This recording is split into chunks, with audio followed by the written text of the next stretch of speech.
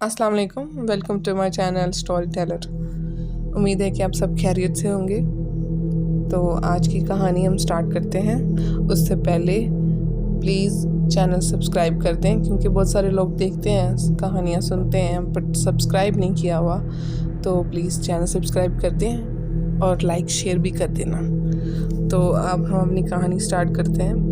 मेरा ताल्लुक़ पंजाब के एक छोटे से गांव से है, जो कि सरगोदा के बहुत करीब है।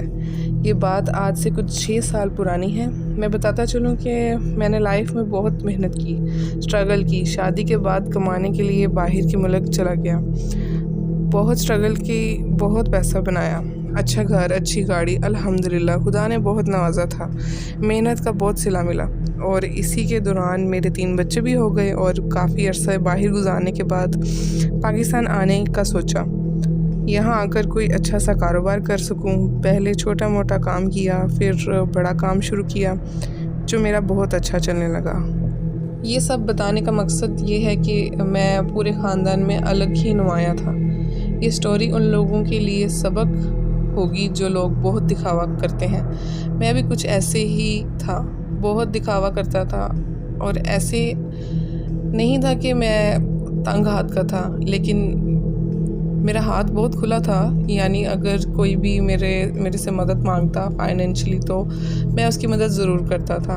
लेकिन फिर भी ऐसे कुछ लोग होते हैं जो हसद की नज़र से आपको देखते हैं, और हसद नज़र की वजह से ख़ानदान तक बर्बाद हो जाते हैं।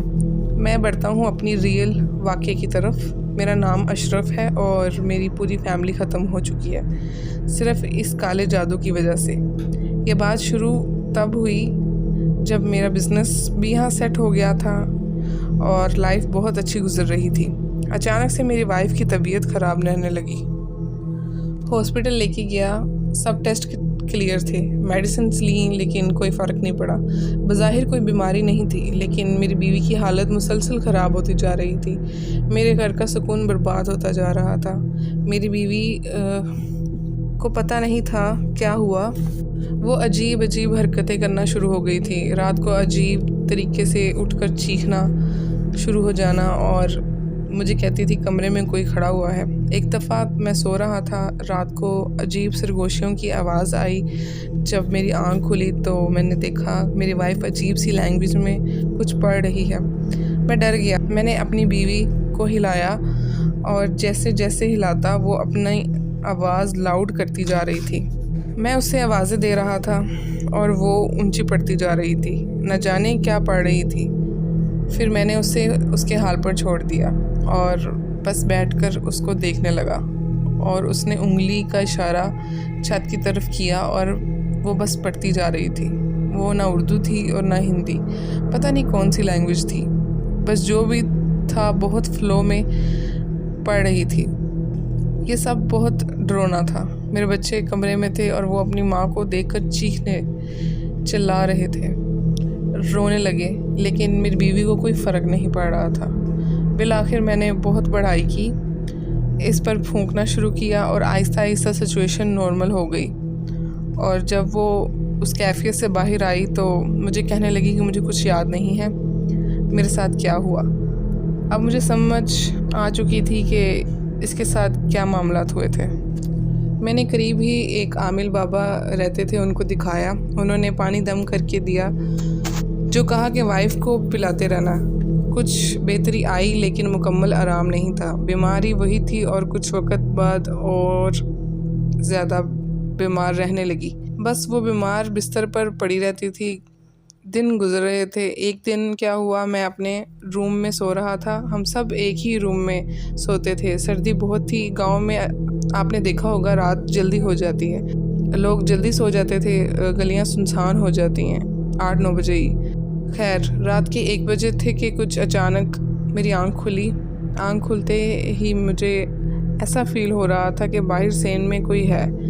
मैं रूम के दरवाजे की तरफ देखा तो वो हल्का सा खुला हुआ था। मैं बेड की तरफ देखा तो मेरी वाइफ बेड पर नहीं थी। मुझे लगा वॉशरूम गई होगी या किचन।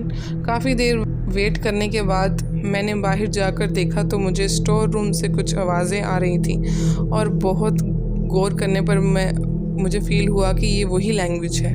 मैं स्टोर रूम की तरफ बढ़ने लगा दबे पाँव। मुसलसल आवाज़ें आ रही थी। जब मैंने अंदर देखा तो माहौल बहुत खौफनाक था। रूम में बिल्कुल अंधेरा था। रूम की वाइब ऐसी थी जैसे 4-5 लोग और हों मेरी वाइफ के साथ उस रूम में। मैंने जब लाइट ऑन की तो मेरी वाइफ रूम में बैठकर मुर्गी का गोश्त खा रही थी। ये मुर्गी वो थी जो हमने घर में रखी हुई थी, लाइक पाली हुई थी। कच्चा गोश्त।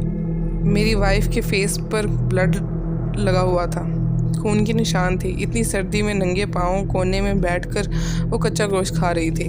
मुझे मेरी आंखों पे यकीन नहीं हो रहा था। ये मंज़र देखकर मैं बहुत ज़्यादा खौफज़दा हो गया था। मैंने उसे पकड़कर कमरे में ले आया, पहले मुंह वॉश करवाया और कलामात पढ़ता रहा और फूंकता रहा। शुक्र है कि मेरे बच्चे सो रहे थे। उन्होंने अपनी माँ को इस हालत में नहीं देखा, वरना मैं उनको कैसे संभालता। दिन में उसको कुछ याद नहीं होता था, बस पूरा दिन वो वॉमिट करती रही कच्चे गोश्त की वजह से। इसी वाक़या के बाद कुछ रोज़ तो सही रही, दम वाला पानी देता रहा और ख़ुद भी जितना हो सकता था पढ़कर फूंकता रहा। फिर एक रात जब सोने लगा तो चारों को फूंक कर सो गया। बच्चे भी सो गए और मैं वक्फे वक्फे से उसे देखता रहता था कि सब ठीक है या नहीं। काफ़ी टाइम गुजर गया, सब कुछ नॉर्मल था। अचानक रात के कुछ 2-2:30 बजे मेरी आंख खुली तो मैंने देखा मेरी वाइफ रूम में नहीं थी। मैंने अपने पूरे घर में उसको ढूंढा, मेरी वाइफ मुझे कहीं नहीं मिली। मैंने बाहर सेन में देखा जहाँ मैंने लॉन बना रखा था। मेरी वाइफ वहाँ बैठी हुई थी, कुछ खुदाई कर रही थी। हालत उसकी बिल्कुल वैसी थी, ना सॉक्स ना चप्पल और बाल खुले हुए, शदीद ठंड। मैंने देखा वो कुछ खुदाई कर रही थी। मैं उसे आवाज़ें देता रहा, बुलाता रहा, वो मुझे इग्नोर करती रही। फिर मैंने ज़बरदस्ती उसे वहाँ से उठाया और रूम में ले गया। चारों कुल पढ़ता रहा और फूंकता रहा। फिर जाकर वो नॉर्मल हुई। मैं बहुत परेशान हो गया था। मैंने अपने ससुराल वालों को घर पे बुलाया और उनको सारी बात बताई। मेरा बड़ा साला है, उसने अपने एक कनेक्शन से एक आमिल का पता लगाया। दूसरे दिन आमिल साहब मेरे घर आए। उन्होंने पूरे घर का जायज़ा लिया, मेरी वाइफ से बात की। मेरी वाइफ ने बताया कि उसको कुछ याद नहीं होता सुबह उठने के बाद। मैंने उन्हें सारी बात बताई। फिर उन्होंने एक अमल पढ़ा और पूरे घर में घूमने लगे। फिर उसी जगह जाकर जहाँ पर मेरी वाइफ खुदाई कर रही थी रात में, मुझे कहा खुदाई करो। यहाँ मैं बताता चलूँ कि मेरे ज़हन से ये बात निकल गई थी कि ये यहाँ बैठकर खुदाई कर रही थी। मैंने सिर्फ ये बताया था कि मेरी वाइफ सहन में थी। खैर, उन्होंने कहा था कि अगर कुछ निकला तो उसे हाथ मत लगाना। मैंने खुदाई करना शुरू की। फिर एक गुड्डा निकला, हाथ का बना हुआ था, खून लगा हुआ था और अल्लाह माफ़ करे सुइयों से पिरोया हुआ था। आमिल साहब ने कहा हाथ ना लगाना, एक काला शॉपर में डाल दो। मैं हैरान था कि जब उस गुड्डे को बाहर निकाला तो उसमें से धुआं निकल रहा था पुरअसरार तरीके से। आमिर साहब ने कहा मुझे और मेरे साले को कि इसको किसी ऐसी जगह पर दफनाओ जहाँ इंसान का आना जाना ना हो। हमने ऐसी ही जगह ढूंढी, हमने वहाँ जाकर दफना दिया। मौलाना साहब ने ये भी कहा था कि जब तुम लोग इसे वहाँ दफनाओ ये तो पीछे मुड़कर ना देखना, चाहे जैसी भी आवाज़ें आए। हमने उसे जंगल में दफनाया था और ये अमल हमें रात को करना था, तो हमने बिल्कुल ऐसे ही किया। उसको दफना कर अपनी बाइक पकड़ी और वापस आ गए। घर वापस आए तो मौलाना साहब ने कुछ तावीज़ दिए, पानी दम किया। उस दिन के बाद सब नॉर्मल हो गया। मेरी वाइफ की तबीयत बेहतर हो गई। आहिस्ता आहिस्ता सब कुछ ठीक हो गया। कहानी में आगे बढ़ने से पहले आप सबसे मेरी रिक्वेस्ट है कि प्लीज़ चैनल को सब्सक्राइब कर दें और कमेंट ज़रूर कीजिएगा कि आपको कहानी कैसी लगी। तो बढ़ते हैं अपनी स्टोरी की तरफ। जैसे मैंने बताया कि सब ठीक हो गया था, तो मैं अपने बिज़नेस पर ध्यान देने लगा, बिकॉज़ मेरा बिज़नेस का बहुत लॉस हो चुका था। रूटीन की चीज़ें चल रही थी। मौलाना साहब ने बताया था कि आपका कोई रिश्तेदार है, किसी हासिद की वजह से उसने आप पर काला जादू किया हुआ है। आमिल साहब ने कहा कोशिश करो, दिखावा मत करना लाइफ में, क्योंकि कोई है जो हसद में है आपसे। अब मैंने इस बीच में ऐसा करना शुरू कर दिया था कि अपने रिश्तेदारों से अच्छे से मिलना, खैरियत दरियाफ्त करना, और अगर किसी भी तरह की सपोर्ट चाहिए हो, फाइनेंशियल या किसी भी किस्म की, जो कि मैं पहले भी करता था, लेकिन इस बार कुछ ज़्यादा करने लगा कि शायद उसका दिल मोम हो जाए और जादू करना बंद कर दे। लेकिन वो जो भी था उसने दोबारा से वार करना शुरू कर दिया, और अब की बार वार बहुत खौफनाक थे। मैं आपको बता नहीं सकता कि मेरी वाइफ बहुत अजीब बिहेव करना शुरू हो गई थी। एक रात हम सब सो रहे थे कि अचानक से मुझे मेरे बच्चों की चीखने की आवाज़ आने लगी। मेरी आंखें खुली तो मैंने देखा मेरी वाइफ हवा में उठी हुई है। मैंने कलामात पढ़ना शुरू किए, मैंने अपने बच्चों को संभाला। ये सिलसिला कुछ 25 से 30 मिनट तक रहा। मैं कुछ नहीं कर पा रहा था। मैं खड़ा होकर अपनी वाइफ की तरफ देखा तो उसकी आंखें खुली हुई थी, ऐसे जैसे फटी हुई होती हैं। वो नॉर्मल नहीं थी। उसने चेहरा घुमाकर मेरी तरफ देखा और पता क्या कहा मुझे, तुम जो भी कर लो, जितना इलाज करना है कर लो, हम इसको छोड़ेंगे नहीं। इन शॉर्ट वो रिश्तेदार मेरी वाइफ के थ्रू मुझे मैसेज दे रहा था कि जो करना है कर लो। दिन गुजरते गए, हालात ख़राब होते गए। आमिल साहब इलाज करते रहे। मेरी वाइफ बहुत ज़्यादा कमज़ोर हो चुकी थी। मैंने ना सिर्फ रूहानी इलाज करवाया, मैंने मेडिकल इलाज भी करवाया, कहीं मेरे से कोई कमी ना रह जाए। मेरी वाइफ की तबीयत में कोई बेहतरी नहीं थी। एक रात हम सब सोने की तैयारी कर रहे थे और मेरी वाइफ मुझे बड़े अजीब तरीके से देख रही थी। आज बहुत अरसे बाद उसकी आंखों में मेरे लिए मोहब्बत थी।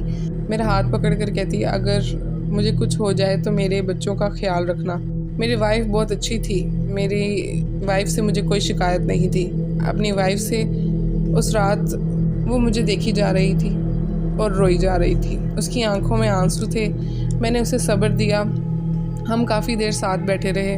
फिर कुछ देर बाद मुझे कहती, आप जाकर सो जाएं। मुझे क्या पता था कि वो उसकी आखिरी रात है। बहरहाल मैंने उसके बिस्तर सेट किया, उसे लटाया और फिर हम सो गए। रात के कोई 1 बजे थे। मेरी आंख अचानक खुलती है। मुझे दूसरे रूम से अजीब सी आवाज़ें आ रही थी। मैंने देखा मेरी वाइफ बेड पर नहीं थी। मैं फ़ौरन बाहर गया और दूसरे रूम में देखा। मेरी वाइफ उस रूम में एक चारपाई पर लेटी हुई है। मैंने अपनी वाइफ का हाथ पकड़ा, उसको उठाया। वो कोई हरकत नहीं कर रही थी। मैंने उसकी हार्ट बीट सुनने की कोशिश की, लेकिन उसका दिल बंद था। मेरी वाइफ फौत हो चुकी थी। मैं बहुत रोया उस रात। मेरा घर उजड़ गया था। न जाने लोगों को क्या मिलता है किसी की ज़िंदगी बर्बाद करके। ये सब कुछ यहाँ थमा नहीं था। सुबह हुई, अपनी बीवी की तदफीन करके घर आए। घर बहुत सुनसान हो गया था। सब सोगवार थे। ज़िंदगी बिखर गई थी। हुआ ये कि वक्त गुज़रता गया। एक रात मुझे ख्वाब आता है कि मेरी वाइफ की कब्र है और उस पर राख पड़ी हुई है और मेरी आंख खुल जाती है। मोहब्बत इतनी थी कि रात के उसी पहर अपनी बीवी की कब्र पर पहुंच गया। जब मैं वहां पहुंचा तो मैंने देखा कब्र के पास वाकई कुछ राख पड़ी हुई थी। मुझे समझ नहीं आई। बहरहाल मैंने काफ़ी देर वहां बैठा, फातिहा पढ़ी और घर वापस आ गया। लेकिन ये ख्वाबों का सिलसिला मुसलसल रहा। मुझे लगा शायद मैं अपनी बीवी को याद करता हूँ, शायद इसीलिए वो मेरे ख्वाब में आती है। खैर, मैं बताता चलूँ कि मेरा एक बच्चा बहुत बीमार रहने लगा। उसकी तबीयत बिल्कुल वैसे ख़राब रहने लगी जैसे मेरी वाइफ की। फिर मुझे एक और ख्वाब आया। मेरी वाइफ कब्र के बाहर बैठी है और बहुत परेशान है। मैं जाकर पूछता हूँ तो वो मुझे कुछ नहीं बताती, सिर्फ रोती रहती है। आप यकीन जाने, एक दफ़ा ख्वाब में मुझे मेरी वाइफ ने बताया कि अज़नान को बचा लो। मैं फ़ौरन उस आमिल के पास गया और सारा वाक़या बताया। उस आमिल ने घर का जायज़ा लिया, लेकिन उसको कुछ नहीं मिला। उसने बोला काला जादू है, लेकिन तवीज़ का पता नहीं चल रहा। फिर अचानक मौलाना साहब दम करते हुए मुझे कहने लगे, मेरे साथ कब्रिस्तान चलो। ये बात तकरीबन मेरी वाइफ की डेथ के 15-20 दिन के बाद की है, बता रहा हूँ। कब्रिस्तान गया, मेरी वाइफ की कब्र पर फातिहा पढ़ी और फातिहा पढ़ते पढ़ते मैं देख रहा था उस आमिल के रंग उड़ रहे थे।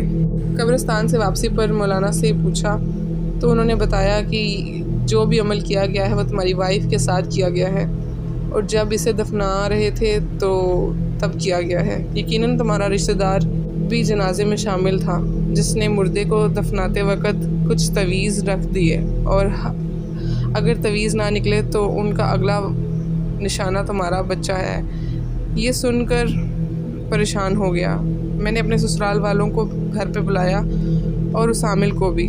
उन्होंने कहा कि अब कब्र कुशाई करवानी पड़ेगी और तवीज़ निकालने पड़ेंगे। सास और ससुर की रजामंदी लेकर कब्र खुदवाई। सिर्फ सरहाने की तरफ से एक स्लैब हटाई। आमिल ने कहा तुम ही अंदर जाना पड़ेगा। मोबाइल की टॉर्च ऑन रखना। आमिल साहब ने कहा लाश के मुंह खोलकर देखो। जब मैंने लाश का मुंह खोला तो उसके मुंह में तवीज़ थे। तवीज़ निकाले और काले शॉपर में डाले। उसके बाद कब्र को दोबारा बनाया। कब्रिस्तान से निकलते वक्त हमें गोरखन मिला जिसने मेरी वाइफ की कब्र बनाई थी। उसने पूछा ये कब्र आप लोगों की है? मैंने कहा हाँ जी मेरी वाइफ की है। तो उसने बताया कि रात को बहुत खौफनाक आवाज़ें आती हैं इस कब्र से, और जब मैंने छुप कर देखा तो कुछ नेवले इस कब्र के इर्द गिर्द जैसे चिल्ला काट रहे हैं। ये सब सुनकर हम कब्रिस्तान से बाहर चले गए, वापस घर की तरफ रवाना हुए। मौलाना साहब ने मुझे तवीज़ और पानी दम करके दिया। मैं अपने बेटे को देता रहा और इससे काफ़ी बेहतरी आई उसकी बीमारी में। सब कुछ रूटीन के मुताबिक हो रहा था कि अचानक फिर से तबीयत ख़राब होने लगी। तो फिर से मैंने मौलाना साहब से रब्ता किया और मौलाना साहब ने कहा कि इस बारी मैं अपने उस्ताद से बात करता हूँ और इसका कोई पक्का इंतज़ाम करेंगे हम। उन्होंने जुमेरात का दिन रखा और अपने उस्ताद को बुलाया, उनको सारा वाक़या बताया और फिर उन्होंने कहा कि हम अगली जुमेरात को कब्रिस्तान में बैठकर एक अमल करेंगे कब्र पर, और फिर ही जाकर उस आमिल के और फिर जाकर शायद ये काला जादू ख़त्म हो जाए। और कुछ ऐसा ही हुआ। जुमेरात का दिन आ गया और जुमेरात की रात में हम कब्रिस्तान चले गए। मैं, मौलाना साहब और उनके उस्ताद हम एक घेरे में बैठ गए। उन्होंने मुझे ताकीद की थी कि कुछ भी आवाज़ आए, कुछ भी हो, डरना नहीं है और हाथ नहीं छोड़ने। हमने ऐसे ही किया। मैंने अपना दिल पक्का किया और बैठ गया। मौलाना साहब और उनके उस्ताद साहब ने काफ़ी पढ़ाई की। तकरीबन 1.5-2 घंटा पढ़ाई करने के बाद बहुत सी चीज़ें हुई।